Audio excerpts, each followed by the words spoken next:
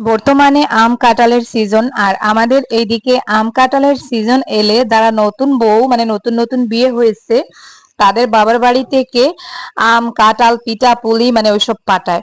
আর যাদের বাড়িতে এইসব খাবারগুলো আসে তারা তাদের আশেপাশের প্রতিবেশীদের সাথে ভাগ করে খায়।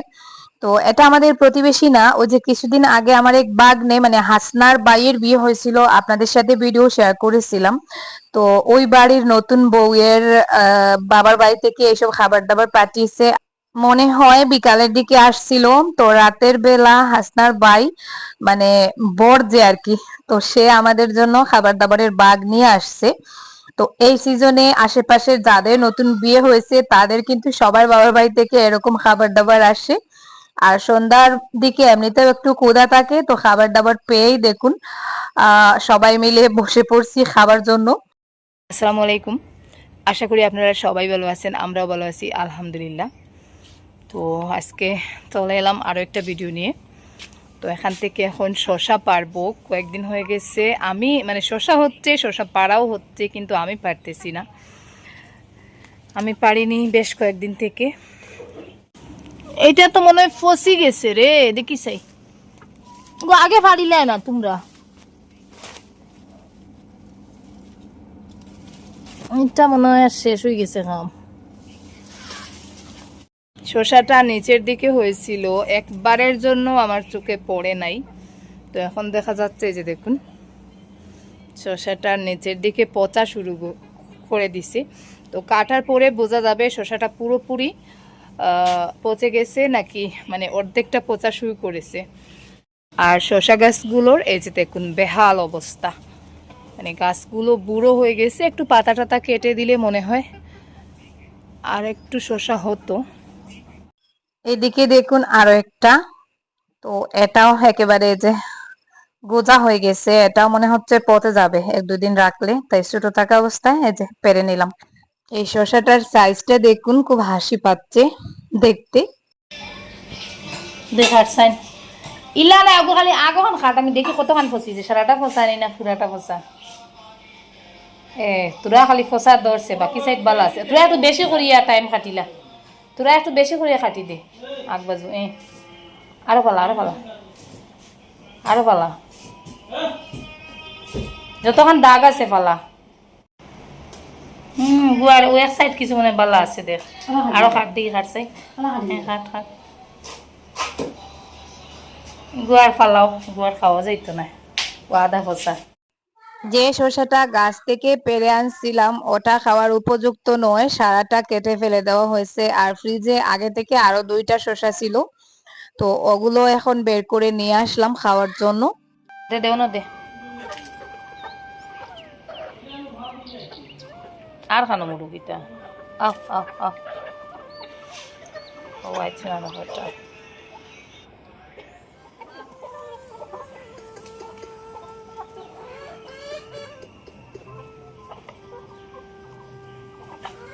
এই মুরগি কি এখন ডিম দেয় না নি? ক ক ক ক ইয়া গান গায় ওই ওই বার দিস না। আজকের ভিডিওটা প্রতিদিনের তুলনায় খুব ছোট, তাই রিকোয়েস্ট করব স্কিপ না করে একটু ধৈর্য সহকারে ভিডিওতে একটা লাইক দিয়ে একেবারে শেষ অবধি দেখার চেষ্টা করুন, আশা করি ভালো লাগবে।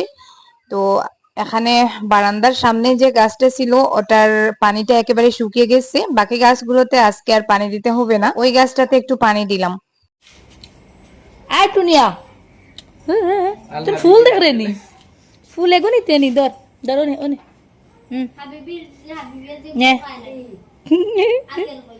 দেখিস দেখিস কিতা করে টুনিয়া, ওই দেখ টুনিয়া, ওই দেখ টুনিয়া রে টুনিয়া, ইনো কিতা করস? বাড়িতে যদি এরকম ছোট একটা বিড়ালের বাচ্চা থাকে তাহলে সম্পূর্ণ বিনোদন কিন্তু এই বিড়ালের বাচ্চাটাই দিয়ে দেয়। দেখুন কি একটা অবস্থা, এত দুষ্টু আর এত মিষ্টি বাচ্চাটা। তো এখানে আমার ফুলের টবের উপর বসে আছে, আমি কি কাজ করতেছি না করতেছি সেগুলো দেখতেছে। ওদেরকে নিয়ে আসছি একটু কাজ করানোর জন্য। আমার নতুন রান্নাঘরটার চারপাশে এত আগাছা হয়েছে, মানে জঙ্গলের মতন দেখা যায়। তো ওদেরকে নিয়ে আসলাম ওটা পরিষ্কার করার জন্য, দেখা যাক কতটা কি করে আর কি। সাফর সাফর সারা সাইডে দিয়ে হয়ে গেছে জঙ্গল। একটা কিতা মনে হয়েছিল মনে হয় তোরা অন্য মাথার দেওয়াত লাগছিলি, দেওয়াত লাগিয়া মনে হয় অ্যাটিটিউডও দৌড় লাইছে বলে। আমি তো কম বড় বেটি নি অন্য মাথার দিলাইতাম ইখান মানে বড় এবার বাকি রয়েছেন নি আর তার লাখান বেটিন বিয়া দিছেন মানুষে 15 বছর ফুড়িন। এখন তো বয়সর জিও বারণীর বার্তা কিয়া দেন না তার লাখান বেটিন বিয়া দিয়ে হরুতাও পাইছেন বলে আবার বড় হইবা, বড় হইয়া লেউনা মাতার দিবা।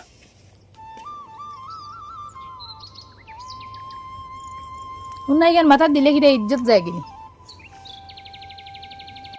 বাড়ির আশপাশে এত তাড়াতাড়ি জঙ্গল হয় যেটা পরিষ্কার করাতে করাতে এখন আমার আর পরিষ্কার করাতেই মন চায় না। বিশেষ করে এই বর্ষার সিজন এলে এই লোক লাগিয়ে বাড়ির আশপাশটা পরিষ্কার করানো হয়, তারপরে দেখা যায় 1 সপ্তাহ বা 10 দিন গেল আবার জঙ্গল হয়ে যায়। মনে আফা লাগছে খাম অবশ্য সাফ হয়ে দিয়ে এবাও তাও অত অত খাম না, খালি হসাই তখন সাফ করি ফেলো গাছের ওনর যত জাবলা জুতি ওটা উঠাইয়া সুন্দর করে সাফ করিয়া অন তক্কা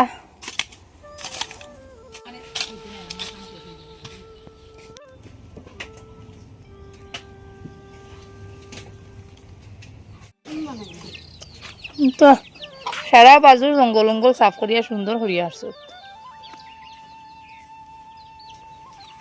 ঘরের সাইডে তো সুন্দর হয়ে গেছে, ওটা বালতি উল্টি কিছু একদি আনিয়া উঠে এনে ফেলাই দো।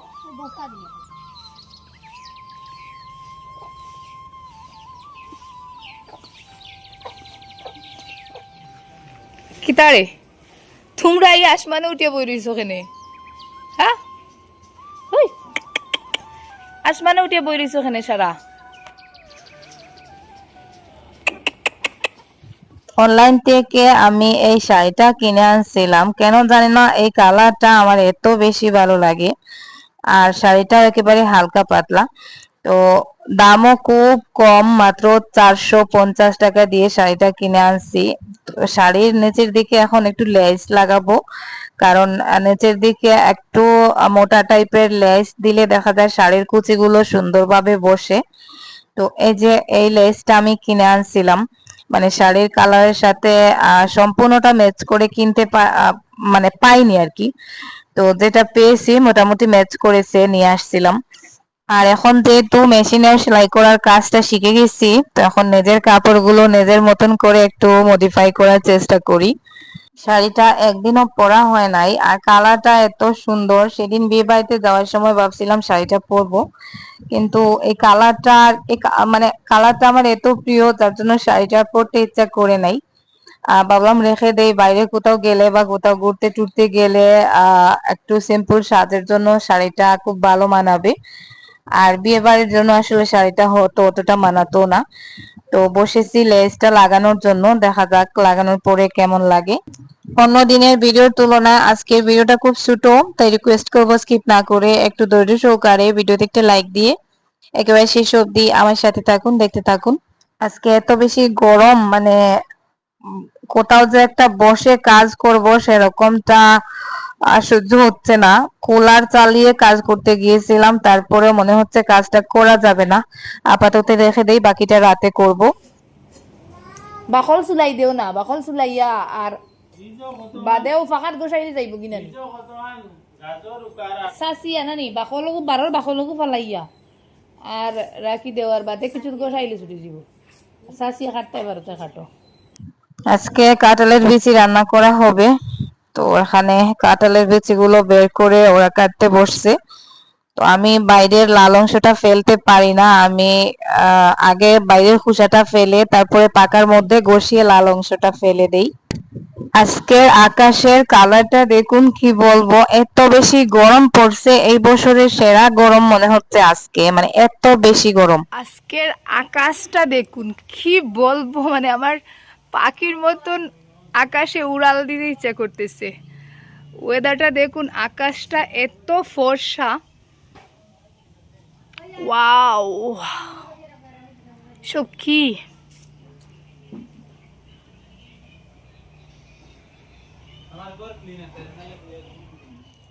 আর অনেকদিন পর এরকম ফর্সা আকাশ দেখা গেল।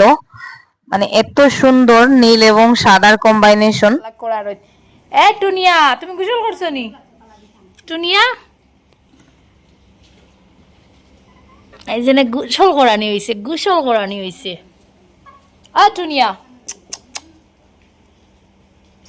এত গরমে আজকে বাড়ির সবাইকে মানে সব পোষ্যকে গোসল করানো হয়েছে। এই গরমে কি খাওয়া যায় মানে সেটাই ভাবছিলাম, তার মধ্যে হঠাৎ মনে পড়লো ফ্রিজের এই আচারগুলোর কথা। সেদিন মেলা থেকে আচার কিনে আনছিলাম, তো আচারটা দিনের বেলা খাবো ভাবছিলাম, ফ্রিজে রাখছিলাম, তারপরে ভুলে গেছি। তো এখানে দেখুন টক ঝাল মিষ্টি তেঁতুলের আচার। তেঁতুলের আচার আমার খুবই ফেভারিট, মানে আমি অন্য কোনো ধরনের টক থেকে এই তেঁতুলটাকে বা তেঁতুলের আচার বেশি পছন্দ করি। আর এখানে ছিল জলপাইয়ের টক আচার, টক ঝাল আচার, তো যেটা জুবাইরের পছন্দ। তো যাই হোক, এখন আচারটা বের করে গরমের মধ্যে বারান্দায় বসে বসে একটু আচার খাবো। মেলার আচারগুলো কিন্তু খুবই মজা হয়, আর এই তেঁতুলের আচারের মধ্যে জালও বেশি ছিল, টক মিষ্টি দুইটাই ছিল। বারান্দায় দেখুন বাইরে গরম হলেও খুব সুন্দর বাতাস বইতেছে। তো বাইরে বাতাসের মধ্যে বসে বসে আচার খেতে মানে কি যে ভালো লাগতেছে, আহ যেটা বলে বোঝানো যাবে না। আজকে দুপুরে কাদা আনার জন্য রাহিলা আর শিফা মাঠে গিয়েছিল, তো ওখান থেকে দেখুন কি কাণ্ড করছে। একেবারে ছোট ছোট কয়েকটা পাখির বাচ্চা, মানে ওই যে আমরা আমাদের আঞ্চলিক ভাষায় যেটাকে ডাউক পাখি বলি, তো ওই পাখির ছোট ছোট তিনটা বাচ্চা ধরে নিয়ে আসছে। জেনতা কি ওখান দরিয়া আনছো, নিয়ে ছাড়িয়ে দিও। তারা মায়ের ডা শুনলে ধরো জুড়িয়ে দরিয়া নাও, ফাললে তো মিললে তো মিললে জুড়িয়ে যে করো গুরো গুরো গুড়িয়া লিয়ে জানে পতো ভাল লাগিয়ে পড়িয়া মরি যাবা। জেনতা কি দরিয়া আনছো অন গিয়ে ফেলাইবা, কাগজ যখন ফেলাও উবাইয়া দেখা লাগবো। এগিয়ে উবাইয়া দেখা লাগবো তার মায়ে ফার নি কিন্তু না ফাইলে বাড়িতে নিয়ে খাবার খাবাইনি লাগবো। যে জায়গা থেকে পাখির বাচ্চাগুলোকে ওরা ধরে আনছিল, এখন সেই জায়গায় নিয়ে যাচ্ছি ওদেরকে, পাখিগুলোর মানে পাখির বাচ্চাগুলো নিয়ে। ওই জায়গায় এখন জুড়িতে আপাতত রাখবো, দেখা যাক মা পাখিটা বের হয় কিনা। যদি বের হয়, ডাকাডাকি শুনে যদি বের হয় তাহলে ডাকনাটা সরিয়ে দিব। দেখি যাই হিনো কি দর্শক খান তাকিয়া অন্য বাচ্চা আগে ডাকে শুনলাম নু কোনো রাখো ডাক শব্দ শুনি আইতে পারে এমনি ছাড়লে বাদে আর কিতা খাইয়া মারি দিবা অন্য জুড়িও রাখো ও বা কোনোবা ও কোনো রাখো ও রাখি দে যদি আইন বুঝে ডাক বার হইছে বুঝলে ডাক না হরাইয়া দিবা। ওই জায়গা থেকে ওরা পাখির বাচ্চাগুলো ধরে নিয়ে গেছে, সাথে মা পাখি ছিল, মা পাখির সাথে আরো কিছু বাচ্চা ছিল, ওরা চলে গেছে। তো এখন দেখা যাক পাখিটা বের হয় কিনা। এটা খালি জঙ্গল ভাঙ্গিয়া ধরছো নি তোমরা? নাকি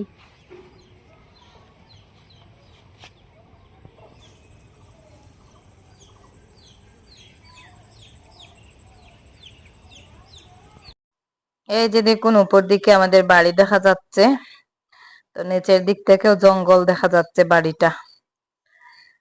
তো আমরা এখন এখানে বসে বসে অপেক্ষা করব। পাখির বাচ্চাগুলোকে এমনি যদি ছেড়ে দেই তাহলে বাচ্চাগুলো এত ছোট, এখনো ঠিকঠাক ভাবে দৌড়াতেও পারে না। তো অন্য পাখিরা বা অন্য কোনো কিছু হয়তো খেয়ে ফেলতে পারে, যার জন্য আর কি এখানে বসে বসে এখন পাখিটার অপেক্ষা করব। আহ কারণ বাচ্চাদের ডাক শুনলে মা পাখি অবশ্যই আসবে, কারণ মা পাখিটা দৌড়ে ওই পাশের ঝোপের মধ্যে লুকিয়ে পড়েছে। দুই জায়গায় পাখির খাঁচাটা রাখলাম, কিন্তু কোনো দিক থেকেই পাখিটা বের হচ্ছে না, হয়তো বয়ে বাচ্চাগুলো নিয়ে এখান থেকে সরে গেছে। তো ওদেরকে রাগে মানে গালাগালি দিতে আমার ইচ্ছা করতেছে, এত ছোট ছোট বাচ্চা, ওদেরকে গড়ে রেখেও যে পালবো, একটু বড় করে তারপরে ছেড়ে দিব এরকমটাও হবে না, কারণ তো ছোট ছোট বাচ্চা। তো যাই হোক, আপাতত ওদেরকে বাড়িতে নিয়ে যাচ্ছি, কারণ পাখিটাকে তো আর পাইনি, আর এমনিতে বাচ্চাগুলোকে কোথায় ছেড়ে দিয়ে যাবো, এত ছোট ছোট বাচ্চা। আপাতত বাড়িতে নিয়ে আমার পাখির খাবার খাওয়াবো, আর কাল সকালে দেখবো পাওয়া যায় কিনা। কারণ সকাল সকাল আমাদের পেছনের বারান্দা থেকে দেখা যায় নিচে অনেক ডাউক পাখি তাদের বাচ্চা কাচ্চা নিয়ে বের হয়। আর তখনই একটা ভালো চান্স আছে মা পাখিটাকে পাওয়া যাবে। বাচ্চাগুলোর জন্য আমার খুব দুঃখ লাগতেছে। তো যাই হোক, কি আর করার। তোরা খানি দে নিয়ে তো এই যে বিড়ালের বাচ্চা যাতে মেরে না ফেলে সেই জন্য এই যে বাচ্চাগুলোকে এভাবে ঢাকনা দিয়ে রাখছি কাগজের উপরে। দেখুন কত কিউট কিউট বাচ্চাগুলো, একেবারে ছোট ছোট মুরগির ছোট ছোট বাচ্চার মতন মনে হচ্ছে। ওরা মাঠে গিয়েছিল কাদা মাটি আনার জন্য, তো ওদেরকে দেখে নাকি মা পাখিটা দৌড়ে বাচ্চাগুলোকে ফেলে পালিয়েছে, তারপরে ওরা বাচ্চাগুলোকে তুলে নিয়ে আসছে নাকি পালার জন্য। তো যাই হোক, খুব বকাবকি করেছি। ওই জায়গা থেকে, ওই যে আমি জুম করে দেখাচ্ছি, ওই জায়গাটা থেকে পাখিগুলো দৌড়ে আনছে।